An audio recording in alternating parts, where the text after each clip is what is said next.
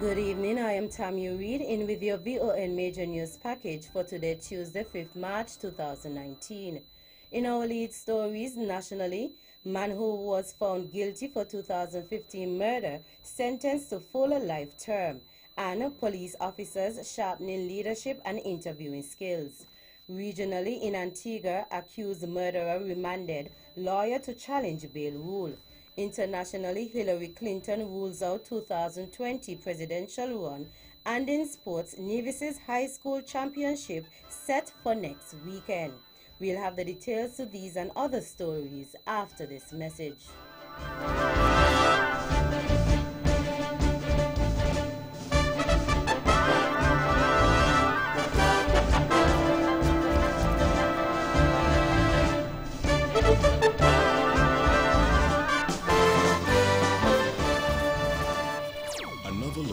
Different from how you've seen it before. Another look. Takes an in-depth look into business, politics, science, technology, religion, and more. Another look. Featuring documentaries from the BBC, regional features, and local ones too. Another look. Every Monday at 3 p.m. on the Eastern Caribbean's powerhouse, Vaughan.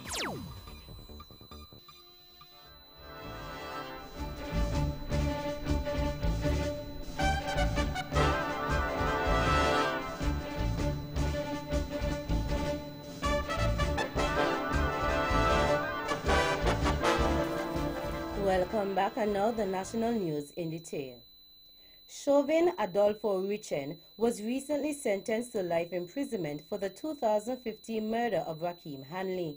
According to the police, the court described the murder as cold, vicious, and the worst-case scenario, adding that the degree of seriousness was exceptionally high. The court also stated that his conduct was a proclamation of his untouchability in the community and that his good character was eclipsed by the circumstances of the case. The 30-year-old, who was formerly from Shadwell but lived at Durant Avenue, was found guilty of murder by a majority of the jury late last year. On Wednesday, November 21, 2018, Richen was found guilty for the 2015 murder of Rakeem Rakbo Hanley, who was 17 at the time. Police reports say the majority verdict was 10-2.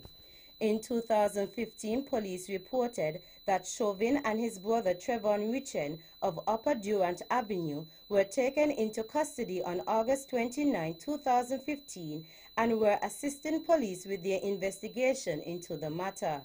Back in January 2018, Trevon walked out of the court a free man after a no-case submission was upheld. A no-case submission, sometimes shortened to a no case to answer, is a term whereby a defendant seeks acquittal or release without having to present a defense. The final 2 weeks of a 6-week training course in interviewing and leadership skills got underway at the conference room at the Customs Department on Monday, March 4th, with police officers of various ranks.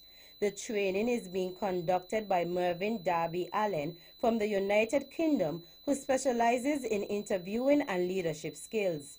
Mr. Allen was invited to the Federation in 2018 to introduce a new interviewing system for the police. The idea was that we should enhance their leadership skills and their ability to develop their junior officers.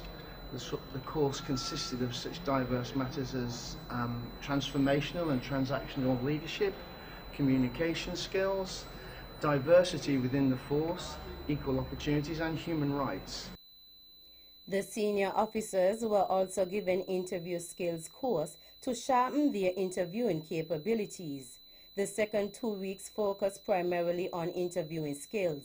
When the course ends on March 15th, some 40 persons would have benefited. Mr. Allen also said that the course was directed at officers of all ranks. Well, under your constitution, you have a list of rights and freedoms, which every person on this island is entitled to. And part of my job is to encourage officers to act ethically within these rights and freedoms, including the right to privacy, the right to family life, the right to a fair trial, and various other issues. This goes from officers from constable to sergeant. generally, and those who are engaged in interviewing for all sorts of offences, not just for violent crime, but burglaries, robberies, thefts, taking a motor vehicle and various things like that. Mr. Mervyn Allen. The number of cases that go to trial in St. Kitts and Nevis is likely to be reduced following the introduction of the 40-hour Mediation Skills Program 2019 on Monday, March 4th at the Royal St. Kitts Hotel. The training runs from March 4th to 9th and will see 25 persons from the Federation trained to mediate in conflict resolution. High Court Registrar Janine Harris-Lake described the training as relevant and timely. This is a very special occasion for the judicial system in the Federation of St. Kitts and Nevis. This training has been in the making for some time, and it gives me great pleasure to see it become a reality. Presently, we only have 2 functional mediators for both St. Kitts and Nevis. High Court Registrar Janine Harris-Lake.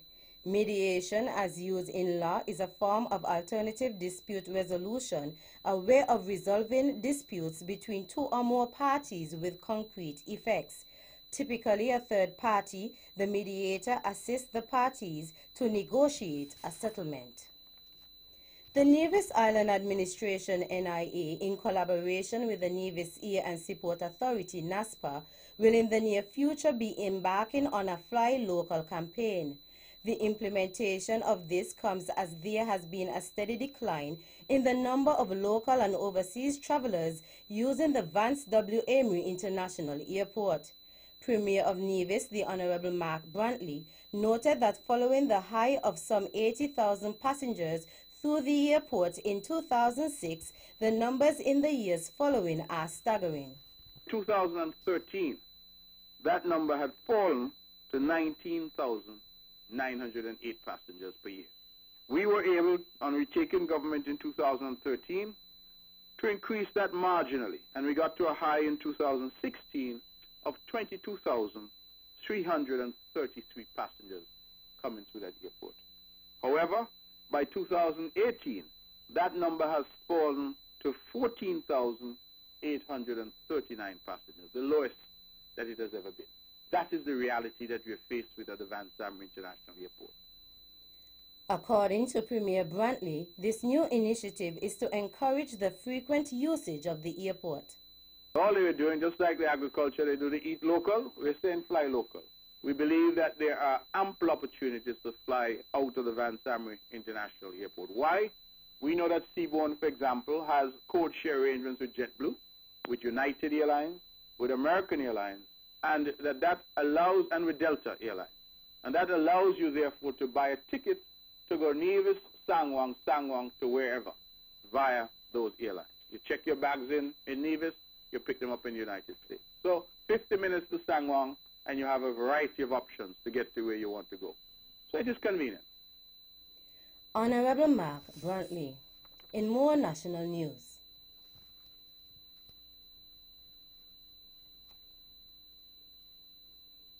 I have spoken out and will continue to speak out about crime and criminality, encouraging our young people to forge a different path. It makes no sense for the government for us to be focused on jobs and job creation and creating opportunities, scholarships, TVET, training, doing all that. And our young people see all that and turn their backs on it and prefer to go and pick up a gun. We are saying as a government, there are a number of opportunities available to you. Premier of Nevis, the Honorable Mark Brantley. The Honorable Premier was speaking during his monthly press conference on March 1st. Thus far, the Federation of St. Kitts and Nevis has recorded 8 homicides for 2019. In January, St. Kitts and Nevis recorded 1, while in February, 7 more occurred and was one of the bloodiest months in the Federation. Premier Brantley added subsequent to the aforementioned that he will continue to urge the youth to capitalize on the scholarship opportunities. Our job is to provide the opportunities, and it is for our people, particularly our young people. The young people, wherever they are, Newcastle, Brownhill, Bar, wherever they are, they have a choice. You have people in this island who can't even move out of their village. And I'm appealing, because that's all I can do. February was a very tragic month for us. I'm prayerful that we won't have that happening again and that we will have greater calm and tranquility. And I will continue to appeal to our people, particularly our young people, to take advantage of the opportunities. Premier of Nevis, the Honorable Mark Brantley. Chief Justice of the Eastern Caribbean Supreme Court, Dame Janice Piera, DBE, has acknowledged and applauded St. Kitts and Nevis's recent achievement of being ranked number 1 in the Organization of Eastern Caribbean States, OECS, and 30 out of 126 countries worldwide in the 2019 World Justice Project WJP Rule of Law Index.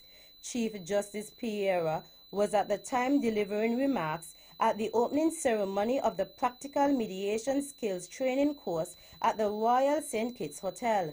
The Honorable Dame Piera referenced an article headlined, "Antigua and Barbuda gets high world ranking for rule of law," which stated that Antigua and Barbuda ranked number 3 in the Caribbean and number 33 among 126 countries in the world.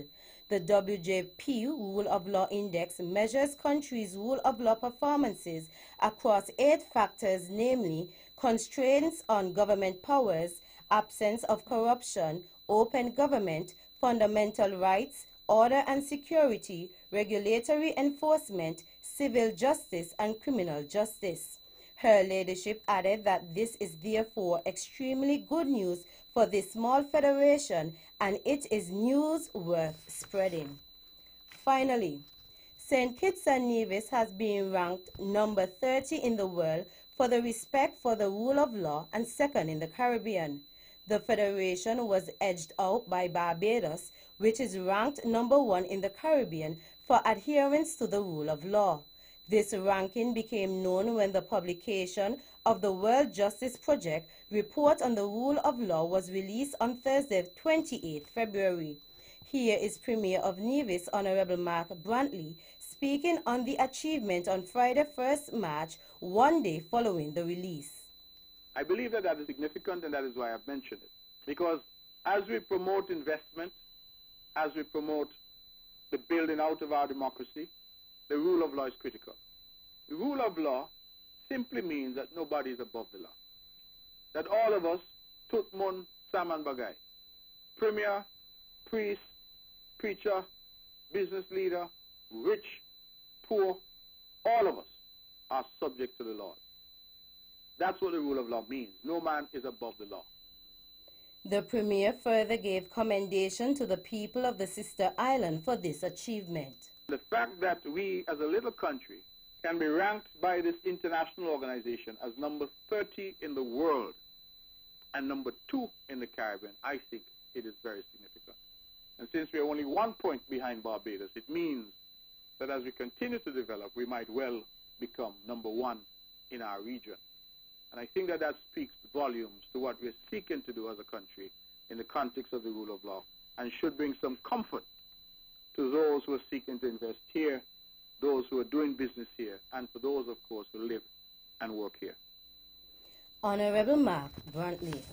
That's it for the National News segment. You can visit our website at www.vonradio.com or check us out on Facebook at Von Radio or our Von Radio YouTube channel for these and other stories. News from across the region is next.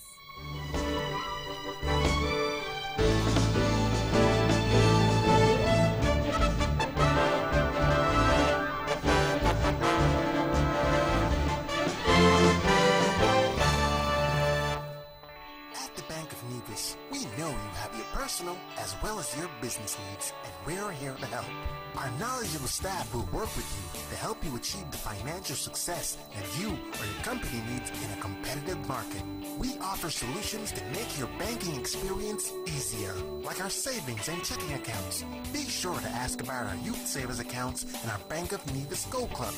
We offer a wide range of personal loans, including mortgage, land, student, auto, and consumer loans. Have access to your funds instantly with our BeOnline internet banking and our debit and credit cards. We make international banking and investing easy. How's your business? Give it the leverage it really needs by letting the Bank of Nevis assist you with all all the necessary funding for all your business expenses. It's that easy. What are you waiting for?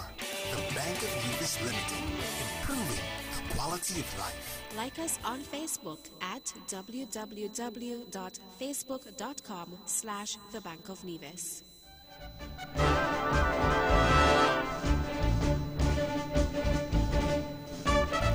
Welcome back, and now the regional news in detail.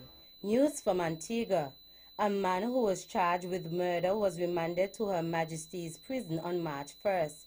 Kaswai Kashandi Simon, a police constable, is accused of murdering Jamaican visitor Nikoma McFarlane on February 7th by strangling her in her mother's home at Freeman's Village. Magistrate Ngayo Emmanuel Edwards set June 5th as the date for Simon's committal, which is when he should expect to hear whether there is enough evidence for his case to be sent to the High Court for trial. The accused could not get bail from the magistrate since Section 62(3)(b of the Magistrates Court of Procedure Amendment Act 2004 prohibits a magistrate from granting bail to anyone accused of murder. However, he has the option of applying for bail in the High Court. In the interim, his lawyer, O'Neill Simpson, told the court he intends to file a motion challenging that law because he believes it is to be unconstitutional. Simon was taken into custody last Tuesday after the autopsy showed that the 25-year-old woman had not committed suicide as the scene had been allegedly staged to suggest. The Department of Housing and Urban Development, HUD, has announced its approval of the U.S. Virgin Islands' latest Disaster Recovery Action Plan, which will invest an additional $779 million to help the state continue to rebuild from Hurricanes Maria and Irma, according to a HUD release. The plan was put in place during the MAP administration, and funding of $243 million was released in September 2018. The funds are provided through HUD's Community Development Block Grant Disaster Recovery Program and will address lingering unmet needs, including seriously damaged housing, businesses, and infrastructure, the release said. In Barbados, the Ministry of Health and Wellness has denied a local media report that the island is experiencing a measles outbreak. In fact, Senior Medical Officer of Health, Dr. Karen Broom, said Barbados has not documented a case of measles since 1990. A local online news website last Friday quoted Director of PAREDOS, Sheila Stewart, as saying that the Ministry of Health sent 4 inspectors to check those green cards for immunization purposes because we have a measles outbreak in Barbados. However, the ministry said it is simply conducting a review of vaccination records of children in nurseries and daycare centers throughout the island to ensure they are up to date in order to prevent an outbreak. The Jamaican government has initiated steps to tap into nearly 50 million Jamaican dollars in dormant bank accounts, which are being sought to provide low-interest financing to micro, small, and medium-sized enterprises, MSMEs. Industry, Commerce, Agriculture, and Fisheries Minister Audley Shaw says a consultancy group has been contracted and tasked with the responsibility of reviewing and advising the Andrew Holness-led administration on this engagement. He made the disclosure at a Jamaica Business Development Corporation stakeholder breakfast forum on Sunday. The action comes against the background of the governance framework, which Shaw noted stipulates a 15-year timeline before the dormant funds can be accessed by the state. This compares to the international standard of 7 years and the 5-year timeline in the United States. Shaw, who advised that he met with the consultants earlier last week, indicated that the group is actively exploring the matter and will submit reports on the outcomes. Finally, the Pan-American Health Organization, PAHO, has called for countries in Latin America and the Caribbean to prepare for a timely response to possible outbreaks of dengue. The disease is endemic in the region and since its reintroduction in the 1980s has caused outbreaks and epidemics every 3 to 5 years. The first dengue epidemic with over 1 million cases occurred in the Americas in 2010. 3 years later, in 2013, the first epidemic with more than 2 million cases occurred. At the beginning of 2019, there was an increase in cases compared to the same period of 2018, PAHO said. During the first 6 weeks of 2019, almost 100,000 cases of dengue were reported, including 632 cases of severe dengue and 28 deaths. Dengue is also a more lethal arbovirus than chikungunya and Zika, but its treatment is relatively simple, inexpensive, and very effective in saving lives, PAHO noted. That's it for our regional stories. Stay with us for news around the world.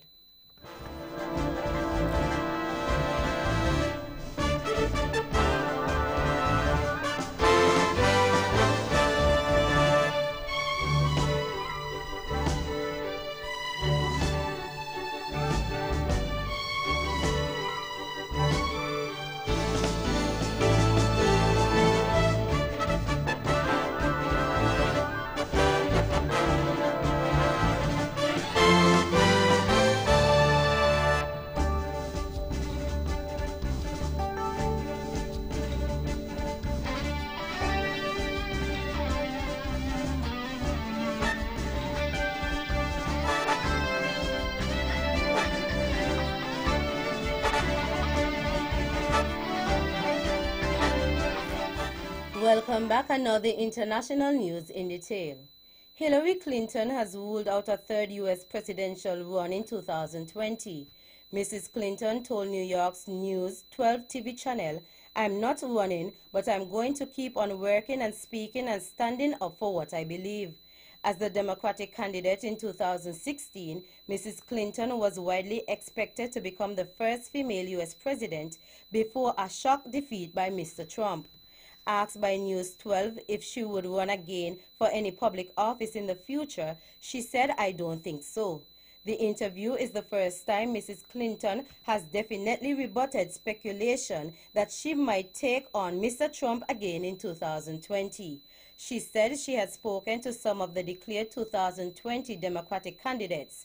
"I told every one of them, don't take anything for granted," she said. Mrs. Clinton was the first female presidential nominee for a major U.S. party in the nation's history. Her ascension to the top office was widely seen as all but guaranteed, but she was dogged by accusations of being overly reliant on wealthy donors, too close to Wall Street, and out of touch with younger voters. In a serious blow to Prime Minister Justin Trudeau, a second member of his cabinet in Canada resigned, saying she had lost confidence in how the government has dealt with an escalating political scandal. The departure of recently appointed Treasury Board President Jane Philpott, who was in charge of government spending, deprives Trudeau of another powerful female member of cabinet just months before an election that polls show he could lose. Philpott expressed unhappiness about the government's response to allegations that officials inappropriately pressured former Justice Minister Jody Wilson-Raybould last year to help major construction company SNC Lavalin Group Incorporated avoid a corruption trial. Trudeau told a Liberal Party rally in Toronto he was disappointed but understood why she had left. Philpott is a close friend of Wilson-Raybould, who herself resigned on February 12 after she was unexpectedly demoted in January. Wilson-Raybould said last week she was convinced her refusal to help SNC Lavalin was behind the demotion. The departure of Philpott is another setback for a prime minister who came into power in November 2015, promising sunny ways, more accountability in politics, and a greater number of female ministers. Philpott, 58, was widely regarded as one of the best of Trudeau's cabinet ministers. She had previously served as Minister of Health and Minister of Indigenous Services. Out of India, officials in northern India say almost 100 people have died in powerful dust storms. The BBC Justin Wolat reports. There are reports of deaths and destruction from across North India after the huge storm swept across the country last night. First, it blew up great clouds of dust. Then came thunderstorms and torrential rain. Many of those who died were killed when their houses collapsed on top of them. Fallen trees and severed power cables blocked roads and railways and left large areas without electricity, hampering the relief effort. Storms are common at this time of year, but this was a big one, and it will be days before the worst affected areas are back to normal. Finally, out of the UK, a UK patient's HIV has become undetectable following a stem cell transplant in only the second case of its kind, doctors report in Nature. The London patient, who was being treated for cancer, has now been in remission from HIV for 18 months and is no longer taking HIV drugs. The researchers say it is too early to say the patient is cured of HIV. Researchers from University College London, Imperial College London, Cambridge and Oxford universities were all involved in the case. That brings us to the end of our news segments. The latest in sports is next.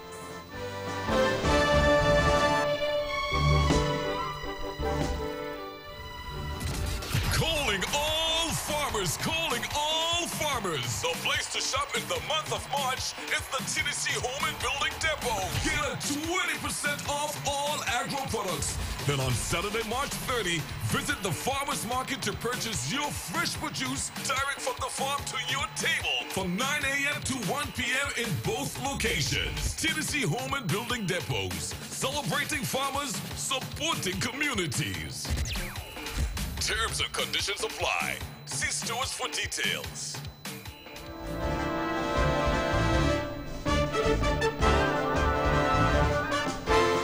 Welcome back, and now the sports in detail. In local sports, the 2019 edition of the High School Championship on Nevis was launched on Friday, March 1st.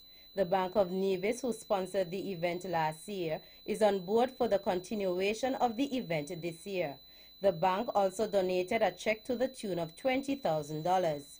The events will be held at the Mondo Track on Saturday 16th and Sunday 17th March, with an official opening ceremony in Charlestown on Friday, March 15th, which will culminate with a march of the athletes through Charlestown.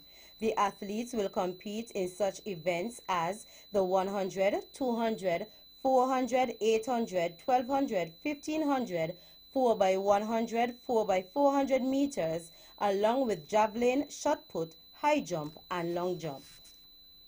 In athletics, the 32-year-old Jamaican sprinting star, who made a return to the track last season after missing the 2016-2017 campaign due to pregnancy and the birth of her son Zion, is looking ahead with confidence and has set her sights on again dominating her peers at this September's World Championships in Doha, Qatar. This after she stepped up her preparations with a 400 meters run at Saturday's John Walmer Speed Fest inside the National Stadium. Fraser Price, who along with her MVP Track Club stalemate Elaine Thompson, shared the national 100 meters record of 10.70 seconds, told the Jamaica Gleaner that her expectations are very high going into the season. That's it for the sports segment. The general weather forecast is next.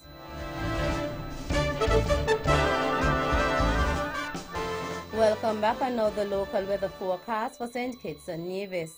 Weather tonight, fair to partly cloudy and cool conditions with a 10% or slight chance of a brief shower. Winds east at 22 to 33 kilometers per hour or 12 to 18 knots with higher gusts over open waters. Seas 1.5 to 2.1 meters or 5 to 7 feet. Small craft operators should exercise caution. Sunrise tomorrow is at 6:25 a.m. And that's how we wrap up the major news package for today, Tuesday, 5th March 2019. Before we go, let's take a look at the headlines once again. Nationally, Man who was found guilty for 2015 murder sentenced to full life term. And police officers sharpening leadership and interviewing skills. Regionally in Antigua, accused murderer remanded, lawyer to challenge bail rule. Internationally, Hillary Clinton rules out 2020 presidential run. And in sports, Nevis' high school championship set for next weekend. On behalf of the rest of the news team, I am Tammy Reed, wishing you a pleasant evening.